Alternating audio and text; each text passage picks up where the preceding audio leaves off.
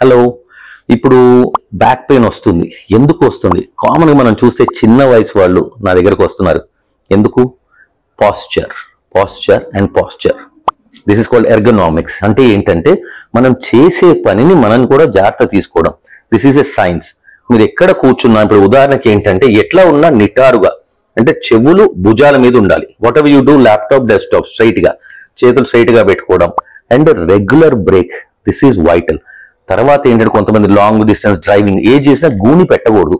గూని పెడితే ఏంటంటే ఈ బలం అంతా కండరాలు లాగలేక నొప్పి వస్తుంది. So try to maintain stiff position, straight and also well supported. దాని తర్వాత రెగ్యులర్ బ్రేక్స్, ఆల్మోస్ట్ 20 minutes ఒక 1-2 minute బ్రేక్.